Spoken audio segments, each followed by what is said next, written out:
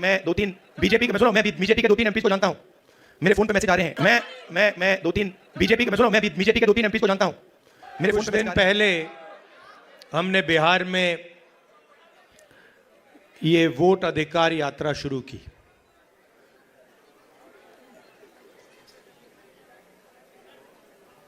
ये काफी लंबी कहानी है, क्योंकि कुछ सालों से हमें शक हो रहा था और पूरे देश को शक हो रहा था कि इलेक्शन के सिस्टम में कोई ना कोई गड़बड़ है। लोग कहते थे ईवीएम की बात होती थी, आरएसएस के संगठन की बात होती थी, मगर एक बात दिखने को मिलती थी कि बाकी पार्टियों को एंटी इनकम्बेंसी हो जाती थी, मगर बीजेपी के खिलाफ कभी एंटी इनकम्बेंसी नहीं होती थी।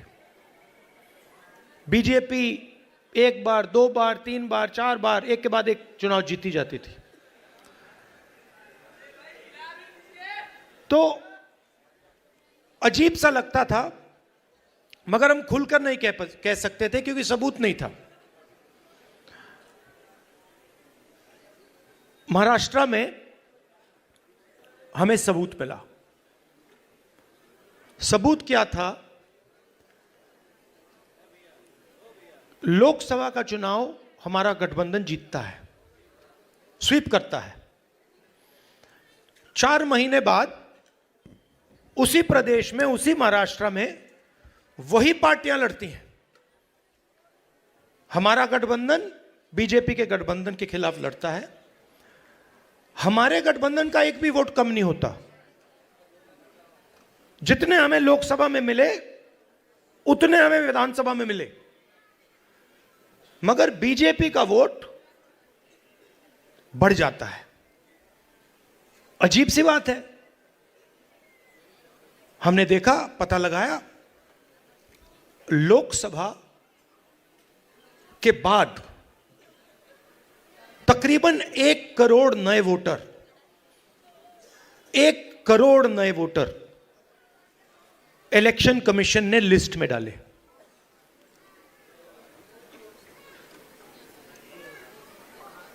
$45 लाख लिस्ट में, और बाकी वोटिंग बढ़ी। सारे के सारे जो वोटर, नए वोटर थे, सारे के सारों ने बीजेपी को वोट दिया। और जहां भी नए वोटरों ने बीजेपी को वोट दिया, वहां बीजेपी ने चुनाव जीता। हम गए इलेक्शन कमीशन से, हमने पूछा, बताइए कौन है ये लोग, ये नए वोटर जो हैं, ये टर्नआउट जो बड़ा है, ये कौन है? हमें इनके नाम दीजिए, वोटर लिस्ट दीजिए। कहते नहीं देंगे। फिर हमने उनसे कहा, देखिए इतना वोट पड़ा है, इतना टर्नआउट बढ़ा है, 5:30 बजे के बाद इतने वोट गिरे हैं, हमें आप कैमरा दिखाइए, वीडियो कैमरा दिखाइए, वीडियो फीड दिखाइए। कहते नहीं, हम नहीं दिखाएंगे। फिर क्या करते हैं? कानून बदल देते हैं और 45 दिन के अंदर वीडियो फीड को डिस्ट्रॉय कर देते हैं। फिर हमने कर्नाटक में अपनी टीम से कहा कि देखिए, आप एक लोकसभा चुनिए और उसमें गहराई से देखिए, मैग्नीफाइंग ग्लास को लेके हर पेज को देखिए और बताइए यहां पे हुआ क्या। इलेक्शन कमीशन हमें इलेक्ट्रॉनिक वोटर लिस्ट नहीं देती,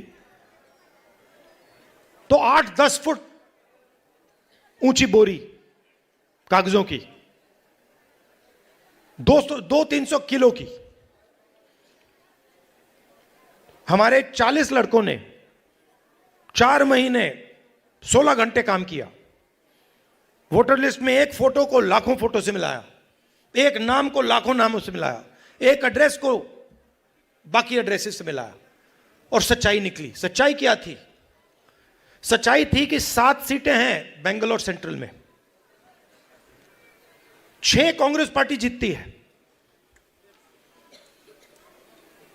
7वीं सीट में एक विधानसभा में 1 लाख फर्जी वोटर, 1 लाख। और जहां फर्जी वोटर थे, जिस असेंबली में फर्जी वोटर थे, वहां बीजेपी जीतती है। वो सारे के सारे 1 लाख जो वोट थे, उसके कारण बीजेपी लोकसभा का चुनाव जीत गई। मैंने प्रेजेंटेशन किया। अच्छा, मैं आपसे एक बात पूछना चाहता हूं, आपका नाम क्या है? कुमार जी, अगर मैंने आपसे कहा कि आप चोर हो और अगर आपने चोरी नहीं की तो आप क्या करोगे? सबसे पहले आप कहोगे खबरदार तुम्हें मुझे चोर बुलाया, बोलोगे ना? ठीक है। अगर आपने चोरी की होती और मैंने कहा चोर हो, तो आप चुप बैठोगे? क्यों नहीं बैठेगा? अगर चोरी की है और मैं कहूंगा चोरी की है, बिल्कुल चुप हो जाएगा, एक शब्द नहीं बोलेगा। अगर मैं आरोप लगा रहा हूं प्रधानमंत्री पे हर रोज कि तुम वोट चोर हो, प्रधानमंत्री चुप क्यों है? प्रधानमंत्री एक शब्द क्यों नहीं बोल रहा? क्योंकि प्रधानमंत्री वोट चोर है और वो जानता है कि हमने उसको पकड़ लिया है।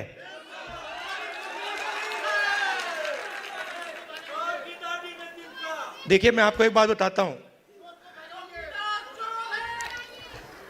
देखिए, हमारा जो काम है ना, मेरा जो काम है, मेरे बारे में आप दो चीजें समझ लीजिए। सबसे पहले, अगर मैंने किसी चीज के बारे में मन बना लिया तो फिर मन बना लिया। और दूसरी चीज, मैं सुपरफिशियल बात नहीं करता हूं, मैं गहराई से चीजों को समझकर काम करता हूं। अब आप एक बात समझिए और सुनिए। जब वोट चोरी होती है तो इस संविधान पर आक्रमण होता है। इस संविधान में लिखा है कि हिंदुस्तान के एक नागरिक को 1 वोट मिलेगा, चाहे वो अंबानी हो, चाहे वो सबसे गरीब व्यक्ति हो, किसान हो, मजदूर हो, वोट 1 मिलेगा। माधवापुरम में एक व्यक्ति का नाम 4-5 बार वोटर लिस्ट पे आता है। यह संविधान पर आक्रमण है और यह हम नहीं सहेंगे, यह हम नहीं होने देंगे। अब आप अच्छी तरह सुनिए, और जो मीडिया वाले मित्र हैं, इसको आप अच्छी तरह लिख लीजिए। मैं गहराई में जाता हूं। हमने जो काम माधवपुरा में किया है, उसको हम आने वाले समय में, माधवपुरा में नहीं रुकेगा वो, हम आपको दिखाएंगे, देश को दिखाएंगे।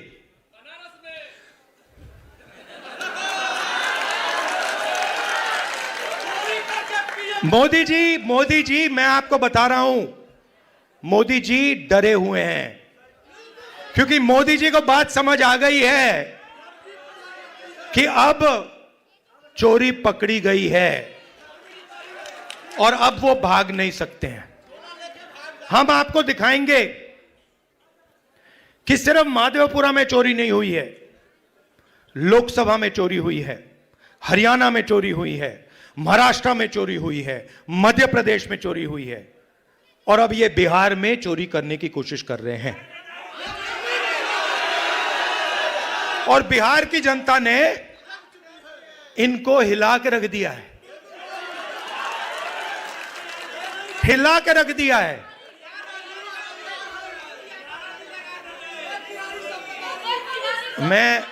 मैं 2-3 बीजेपी के, मैं सुनो, मैं भी बीजेपी के 2-3 एमपीज को जानता हूं।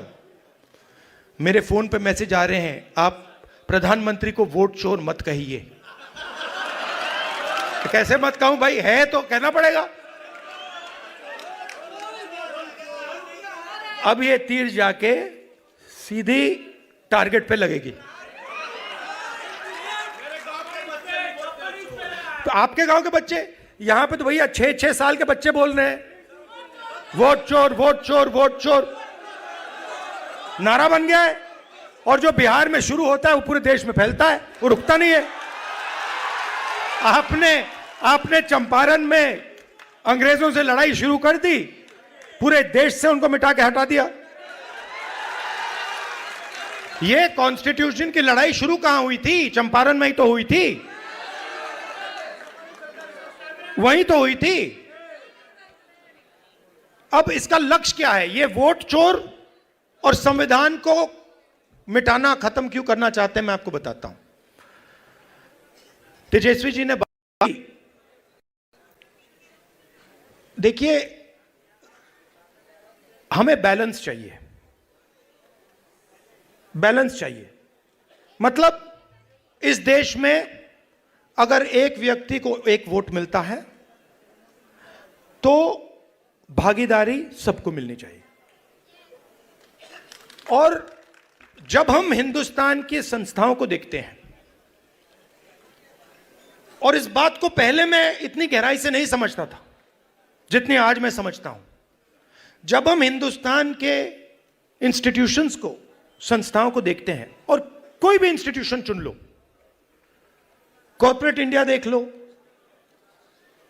ब्यूरोक्रेसी देख लो, जुडिशरी देख लो, मीडिया देख लो, बॉलीवुड देख लो, जहां भी आप देखोगे वहां पर आपको दलित, अति पिछड़ा, पिछड़ा, आदिवासी और माइनॉरिटी वर्ग नहीं मिलेगा। आप लिस्ट निकालो, अंबानी अदानी की बात होती है, हर कंस्ट्रक्शन प्रोजेक्ट में, हर इंडस्ट्री में, एयरपोर्ट,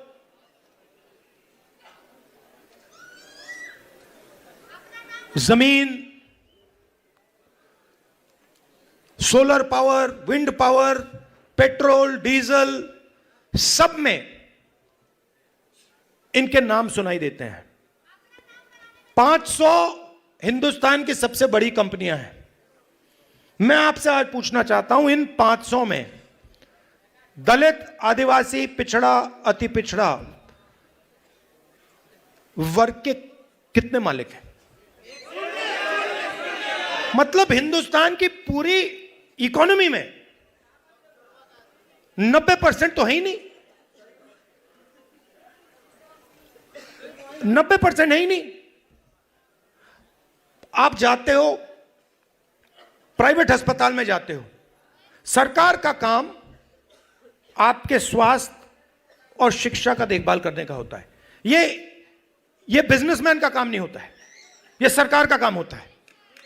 कि अगर कोई गरीब व्यक्ति बीमार हो जाए, सरकार की जिम्मेदारी होती है कि हमारा नागरिक है, हमारे देश का नागरिक है, इसकी रक्षा, इसकी प्रोटेक्शन, इसके स्वास्थ्य की प्रोटेक्शन हमें करनी है ना। कॉन्स्टिट्यूशन में यह नहीं लिखा है कि अगर हिंदुस्तान का कोई गरीब व्यक्ति बीमार हो जाए तो उसे मतलब 6, 10, 15 लाख रुपए का बिल दे दो। लिखा है कहीं? नहीं लिखा है। प्राइवेट स्कूल अस्पताल बंद हो, एक समान शिक्षा नहीं, वो देखिए, मगर मैं उससे पहले एक सवाल पूछ रहा हूं। प्राइवेट अस्पतालों की लिस्ट निकालिए। ये बड़े बड़े अस्पताल हैं जहां आप लोग जाते हो, जहां आपके जेब से लाखों रुपए निकलता है, इनके मालिकों की लिस्ट निकालिए और मुझे वहां दिखा दीजिए दलित कौन है, आदिवासी कौन है, पिछड़ा कौन है, अति पिछड़ा कौन है, माइनॉरिटी का नाम, वहां नाम दिखा दो। अच्छा ठीक है, आप कहोगे नहीं भैया हमें स्वास्थ्य के कुछ लेना देना नहीं, तो फिर मैं कहूंगा ठीक है भैया शिक्षा के देख लेते हैं, इंजीनियरिंग कॉलेजेस देख लेते हैं, यूनिवर्सिटीज देख लेते हैं, प्राइवेट यूनिवर्सिटीज, कॉलेजेस जहां आपको लाखों रुपए देने पड़ते हैं अपनी जेब से अपने बच्चों को पढ़ाने के लिए। खेत बेच के फिर मुझे बताओ, उनके मालिकों की लिस्ट में बता दो कौन सा है, मतलब अति पिछड़ा कौन है वहां पे बैठा हुआ। तो आप 90% हो। अब ठीक है, अगर आप सब मिलाकर 2% होते तो मैं कहता ठीक है भैया आप 2% हो, बात वहां खत्म हो जाए। मगर आप तो मेजोरिटी में 90% हो। आप 90% की भागीदारी हिंदुस्तान में है ही नहीं। कर्नाटक, तेलंगाना में हमने जाति जनगणना किया, आप हैरान हो जाओगे। सारे के सारे जो गवर्नमेंट के कॉन्ट्रैक्ट हैं, छोटे से लेकर बड़े, उनमें कोई अति पिछड़ा नहीं है, कोई दलित नहीं, कोई आदिवासी नहीं, कोई पिछड़ा वर्ग का नहीं। आप राजनीति कैसे करोगे? मतलब पूरी की पूरी फंडिंग आपके हाथ में नहीं है, कॉर्पोरेट इंडिया नहीं है, अस्पताल नहीं है। अच्छा ठीक है, आपको यह सब नहीं चाहिए, मीडिया देख लो, मुझे नाम बताओ। मैं देखिए, मैं बड़े प्यार से बोल रहा हूं, मैं बड़े प्यार से बोल रहा हूं। भागीदारी तो होनी चाहिए। ये ओपिनियन बनाते हैं, ये लोग ओपिनियन बनाते हैं। नहीं, वो आपने बोला सबसे खराब आज तक है, मगर मुझे ये बताओ, एंकर्स में से मालिकों में से मुझे अति पिछड़ा नाम बता दो, मुझे दलित नाम बता दो, छोड़ो अति पिछड़ा छोड़ो, दलित बता दो, पिछड़ा बता दो। नहीं है तो कॉर्पोरेट इंडिया उधर नहीं हो, आप मीडिया में नहीं हो। अच्छा बॉलीवुड की बात करते हैं, वहां पे नाम बता दो, एक वहां बता दो, है ही नहीं, बहुत कम क्या है ही नहीं। तो इसीलिए मेरी सोच है कि दो चीज से शुरुआत होगी। सबसे पहली चीज नेशनल लेवल पर जाति जनगणना, जिससे सबको पता लग जाएगा कि भैया हमारी इतनी भागीदारी है इस देश में। और तेलंगाना में हमने बहुत गहराई से किया है, सवाल पब्लिक से पूछ के हमने लिए हैं, दलित एसोसिएशन से हमने पूछकर उनसे कहा कि भैया आप बताओ हमें क्या पूछना चाहिए। ईबीसी एसोसिएशन से हमने पूछकर भैया आप बताओ हमें सवाल कौन से पूछने चाहिए। तो एक सेकंड, दूसरी बात, जो ये 50% की दीवार है रिजर्वेशन की, मैं आपको गारंटी करके कह रहा हूं, इसको तो हम चूरा चूरा करके फेंक देंगे उठा के। और ये देखिए, ये पहले 2 कदम है। आप ये मत सोचिए कि इसके बाद हम बात छोड़ देंगे। ये जाति जनगणना से हमें एक विकास का एक नया मॉडल मिलेगा, वो शुरुआत होगी।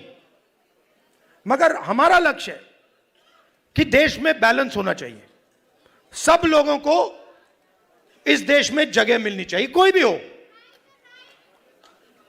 अपर कास्ट हो, दलित हो, अति पिछड़ा हो, माइनॉरिटी हो, सबको जगह मिलनी चाहिए और सबकी इज्जत होनी चाहिए। और मोहब्बत की दुकान, मतलब नफरत नहीं, प्यार से, बिना नफरत, बिना हिंसा, सबको लेकर देश की जो पूरी शक्ति है, जो देश के हर लोग में, हर व्यक्ति में है, उस पूरी शक्ति का हमें प्रयोग कर कर देश को आगे ले जाना है। मगर यह सब नहीं हो सकता अगर ये लोग वोट चोरी कर लेंगे। इसीलिए हम वोट अधिकार यात्रा यहां शुरू की और आपने हमें इतनी मदद की। आप सबका दिल से धन्यवाद करता हूं कि आपने अपनी पूरी एनर्जी इस यात्रा में डाली। धन्यवाद, नमस्कार, जय हिंद। ऐसे ही तमाम बड़ी खबरों से जुड़े रहने के लिए हमारे YouTube channel TSW news Hindi को सब्सक्राइब करें। वीडियो को लाइक, कमेंट, शेयर करना बिल्कुल ना भूलें।